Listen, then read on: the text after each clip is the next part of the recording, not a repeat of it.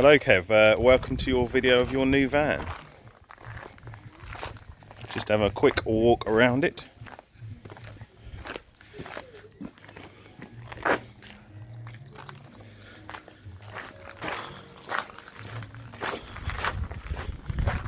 Looking absolutely stunning out here in the sunshine.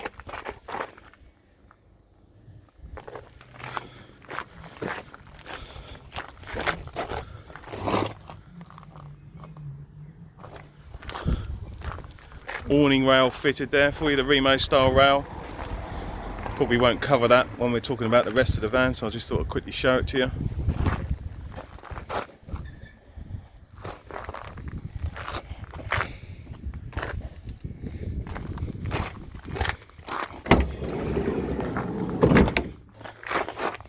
Bentley with a yellow stitch seats, front and rear.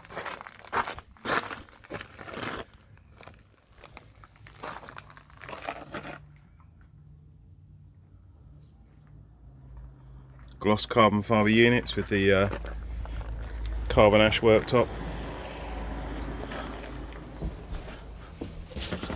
Ready to come down to you on Thursday.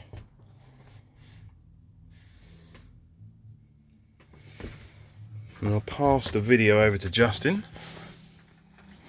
So he's going to do a bit of a video of me, so I'll show you around the camper. Hopefully we'll cover most stuff, or all of the stuff. Any questions I can answer over the phone for you. Here we go.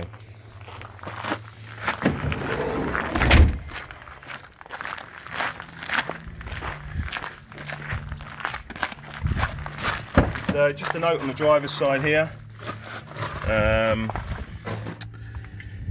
Electric switch here to operate the central door locking from the inside. If you do lock it on this part on the switch here, this will actually lock it for when you're camping in it without turning on the internal sensors. If you lock it with a remote normally, it will set the internal sensors, so you either need to lock it here when you're camping in it if you do want to lock yourself in, or there is a switch around the side here on the B pillar, inside of the B pillar here. If you do press this once, then lock the vehicle with the remote, it will turn off the ultrasonics inside the vehicle. When you then go to unlock it and lock it again, it'll automatically reset itself. So if you want to leave kids in the van, dogs in the van, or you're just kipping in the van, you turn off the internal sensors first, it's going to turn the alarm off. You have got the electric power fold mirrors on this vehicle as well. You can flick the switch around to the power fold mirror settings and it will fold the mirrors automatically up for you. But also with this vehicle as well, when you do lock it, if you do hold down the lock button, the wind mirrors will flick up themselves, which we'll probably try and show you that at the end actually. Okay.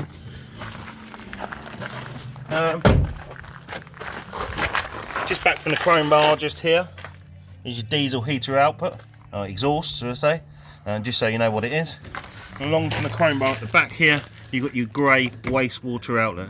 Now we normally leave that slightly open or just slightly ajar. It's grey wastewater coming directly out the sink, directly out the bottom of the van. Most of the time you're going to be parked up on grass. Most people aren't fussed about it, but if you do want to put a washing up bowl or something else like that underneath it just to catch the water, then that's totally up to you. 240 hookup here. There's a hookup lead was supplying with you, to you within the starter kit. Yeah, if you want to use the hookup, just plug your lead in, press the blue button to release it and pull the lead back out. Also got water fill point here.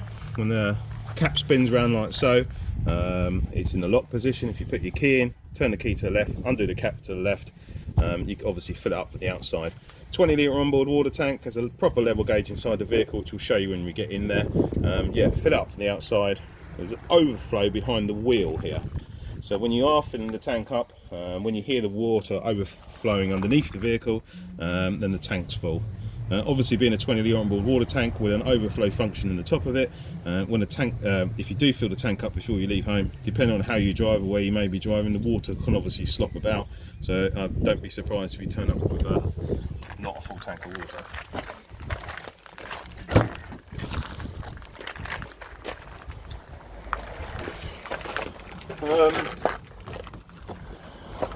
10 metre hookup lead here. Obviously for your hookup, we always find 10 metres are perfectly fine for VW camper van. Anything longer than that, you just get more knots in it. So there's a 10-metre hookup lead there for you. There is your Remo thermal blind kit there. They go on suckers from the inside of the windscreen. Silver foil to the outside, more quilted effect to the inside. Matching table in the back here. Don't have to leave it in there, we just decide to put them in there when on the forecourt. This could go anywhere on the rail inside the vehicle, and if you do want to lock it onto the rail underneath, you can lock it on like so. If you want to use the table leg, you literally just push the button in to release it, flicking it up, pushing it back in again to lock it back down.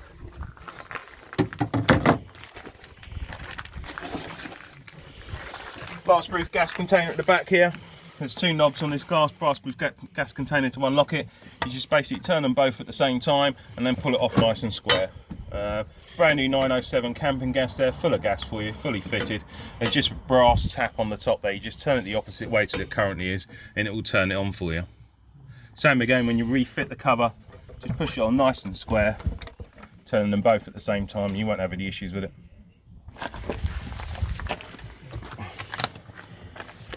Rear cupboard here, you've got both your all your main power packs, should I say. Up the top here, we've got 12-volt fuses for your appliances. In the back, this is like water pump, lights, USB charge points, so on and so forth. There's symbols next to them telling you what they're for. Don't usually have any problems with anything, to be honest, in the back of these, so you should never really need to touch them. Over here on the left-hand side, you've got your split charger fuse. The top one's a split charger fuse, the bottom one's a spare.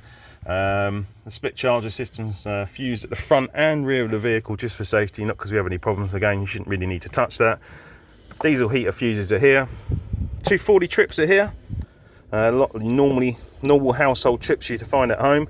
When they're in the up position and showing red, they're on.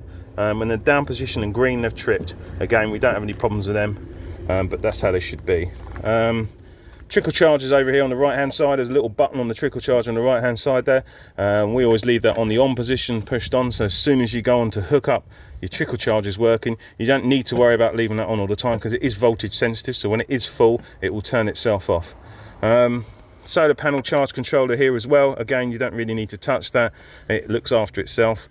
But if you do wonder what it is actually doing, the left hand light there, which shows a panel below it, when it's flashing, it's showing it's currently producing power from the solar panel. The right hand one, which has got a battery symbol below it, it shows the condition of the battery. So when it's flashing like it is at the moment, it's showing that the battery's full and it's decided to turn the system off. If it's a constant green, it's in good condition. If it's amber or red, it's probably dark or it's going flat or you're parked under a tree. But again, don't really need to touch that. In the back box section here at the moment, you've now got two leisure batteries. So if you do want to get to your leisure batteries, you just need to unscrew this box section. So basically you've got two leisure batteries in the back here. That's running the rear of the conversion and your heating system and everything else in the back. There's a split charger system on the vehicle, so when you start the vehicle up and your vehicle's in motion, it's also charging the batteries. You've got your solar charge control system charging all the time as well. And you've got your trickle charger for when you're on hookup. So yeah, you shouldn't have any problems with running out of power on the leisure batteries. On the left hand side here, you've got another cupboard door which is giving access to exactly the same cupboard. It just means you can access the back cupboard without feeling the need to get out the conversion.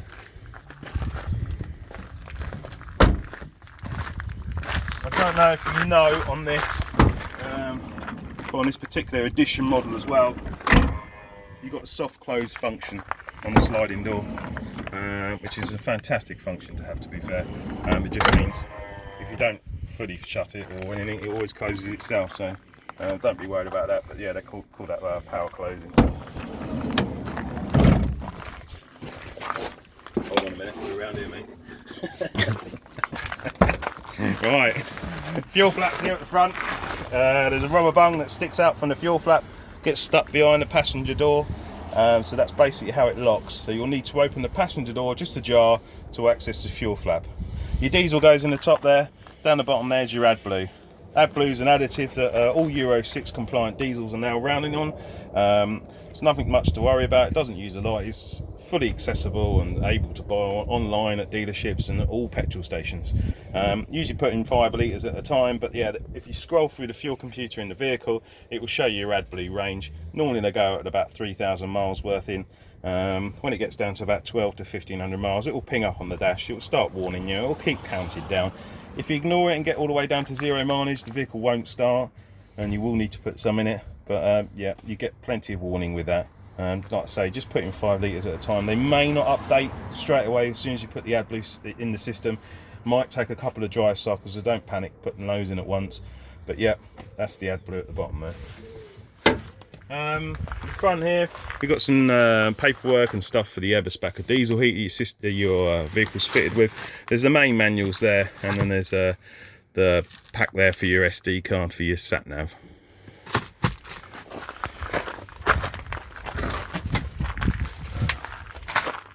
There's also a locking wheel nut key for your alloy wheels in the front glove box there as well. You've obviously got the 20-inch alloy wheel option on this vehicle. Looks absolutely lovely with the lowered suspension. You won't find tyre pressures for this vehicle in the manual or in the door shuts. 20-inch alloy wheel option, we always run them at 40 psi all the way around. If you run them at 40 psi, the ride quality is really good and the tyres wear nice and even.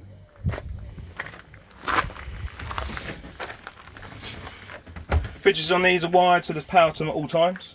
If you want to open up, it's just literally pull the pin up at the top there, opens up this way. Nice storage in the door there, nice fridge compartment, and we've got a freezer compartment in the top there as well.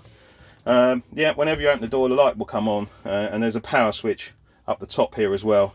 Goes minimum to maximum, obviously the up to maximum is the colder it will run. If you're not going to use it for a day or two, obviously turn it off. If you do want to ventilate it after you've used it, there is a vent function, so you can just stop it on the first pin there. If you then want to just shut it properly again, you can just push it all the way shut and then push the pin down to fully shut it. In the kitchen area in all of our conversions, you've got the sliding window. It's just literally a plunger system. Push it down, slide the window open. You will see that there's cutouts on here, so you can kind of lock it into position, open if you want to. Just making sure that when you do shut it, you push it to the last position. Kitchen area, you've got double gas hob and sink unit. If you want to use a tap, literally just pull it up and turn it round. You've got double gas hob here with piezo ignition. If you do want to light it, just turn it round, hold it down for a few seconds, light it, hold it down whilst it heats up, and then you can let it go. They've got thermal couplers on these, so if the wind does blow through and it blows the gas out, it then cuts the gas out for safety.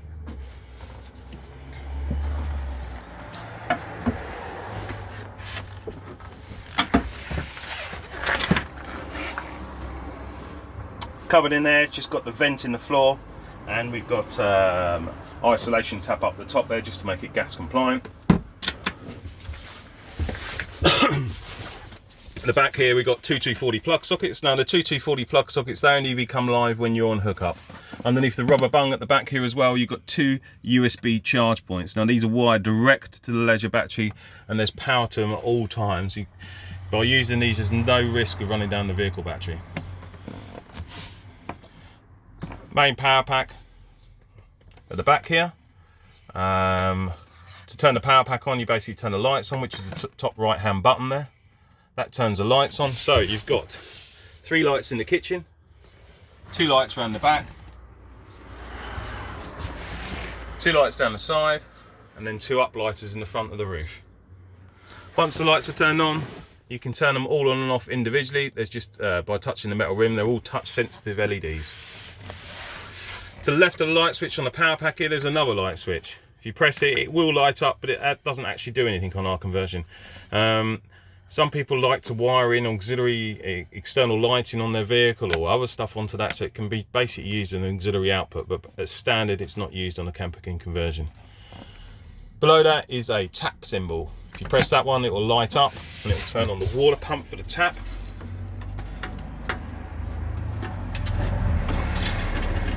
There you go.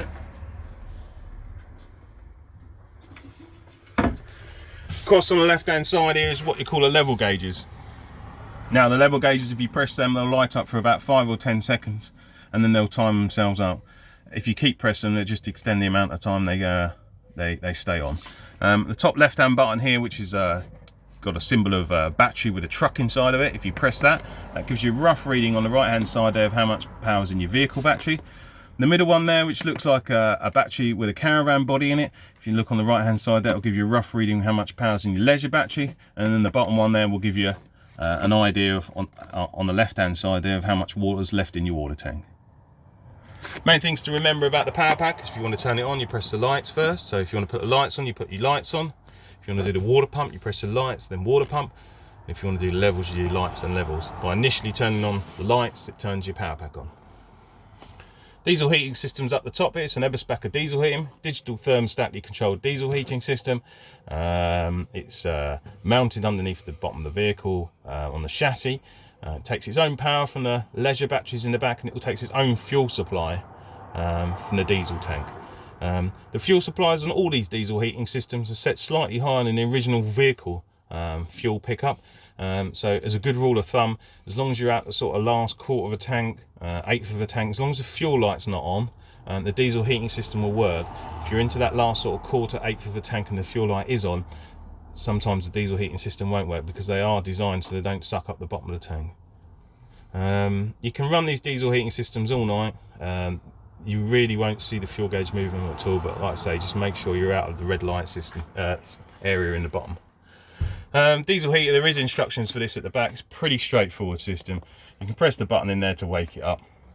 It shows the heater symbol in the middle there. You confirm you want the heating on. You can scroll around to what temperature you want. It's currently saying 21 degrees. You press it again to confirm. It asks you how long you want it on for. You can turn it around, set the time or set it as a constant. You press it again, it says on and it's on.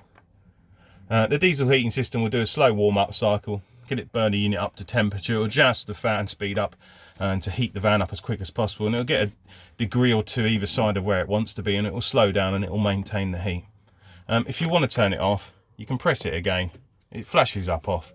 You press it to confirm and the system's off again. There's other settings on this system. You can put it just on ventilate, so it just puts the fan on. You can put it on time settings. You can do a lot of stuff with it. It's pretty much a turn, scroll and confirm menu or go backwards. So it's the sort of thing you'll play with a few times and you'll soon get your head around it. If not, there's the instructions in the front there for you if you want to read it.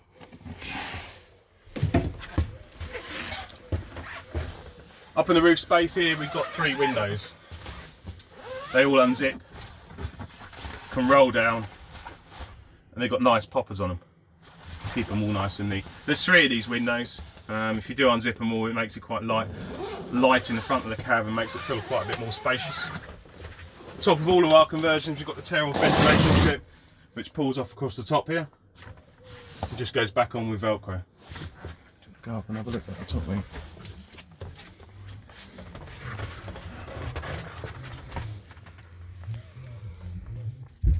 In all our conversions in the top, they come as standard with a mattress in the back. In the roof space, should I say. And also, at the front here, there's a fitted child guard. If you do have child sleeping in the roof space, and you don't want to risk them rolling out.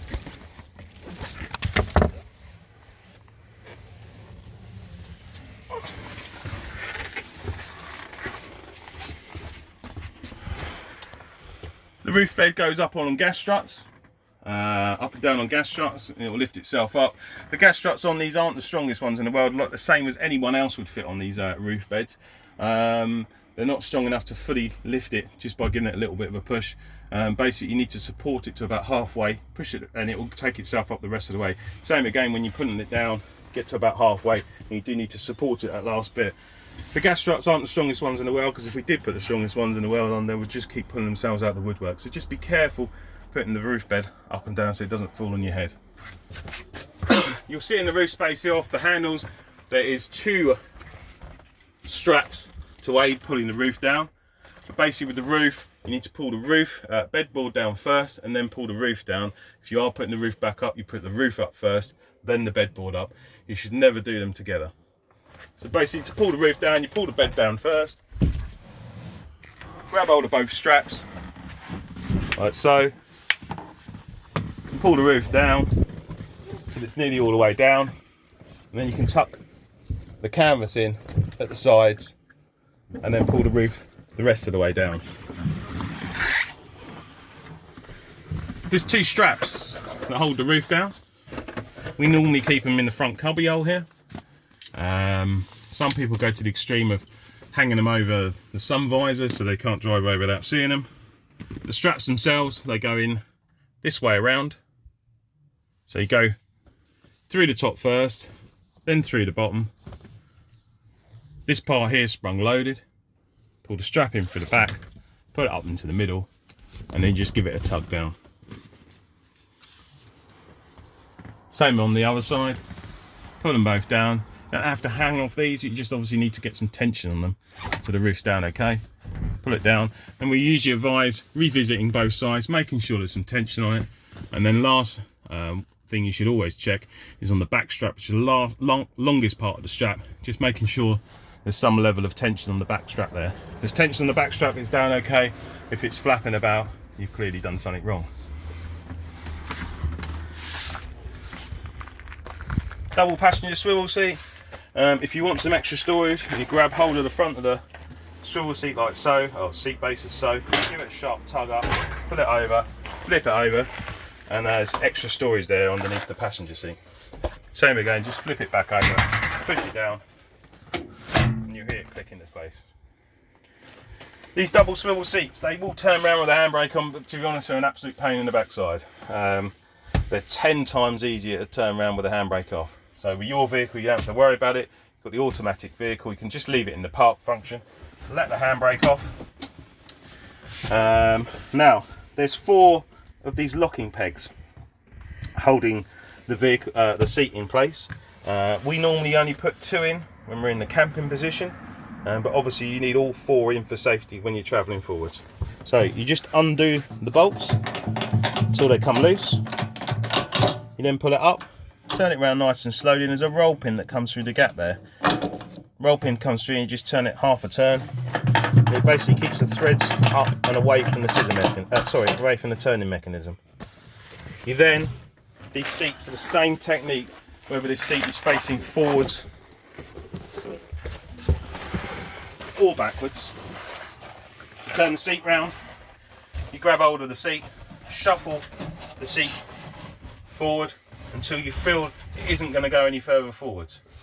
You then slowly turn it round clockwise until it comes all the way round. You then put it back into place so you feel that the right hand rear bolt is overhanging roughly where it should be. You then let it down, put it in 2 or 3 threads, and you can then pivot on that point and then line the next one up. And we always suggest going around, putting them in 2 or 3 threads each. You can get them all 4 started. You can still shuffle the base around. You can easily get everything nicely aligned, and then you just nip them down hand tight.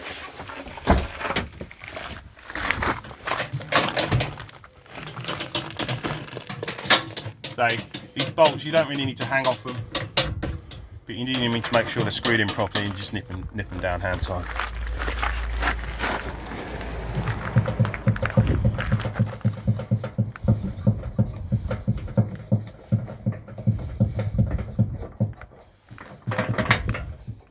And the seat's secure. The main thing you need to remember about the swivel seat, especially when you're turning it around from this position, is to get this part of the seat past the B pillar before you start turning it.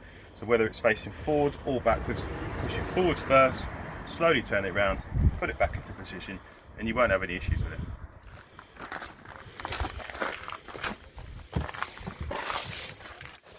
Bed in the back, there's basically a release lever at the front of the bed here. You press the release lever down, you pull the bed just slightly forward, you pass the release lever, then you can forget about that part. Basically, when we pull the bed forward though, the seat belts are going to extend around the frame. We always find that if you pull the seat belts out first, it aids pulling the bed out and makes it a lot easier. So the best thing to do is grab hold of the buckles so you don't lose them, pull them both out so they come just past the end of the cushion. Once you pull both of them out, just put your hand down the back of the seat, edging the seat slightly forward until you get to about that position. and you lean on the top, push it the rest of the way down, and then it clicks into place. Now the last section of pushing it down is basically pushing against a gas strut. The gas strut's there as a gas assisted bed to help put it back up. So to put the bed back up, you use the same release lever at the front here. You pull it, the bed starts lifting itself. You can then just easily push it from the front all the way back until it clicks into place. It's as easy as that.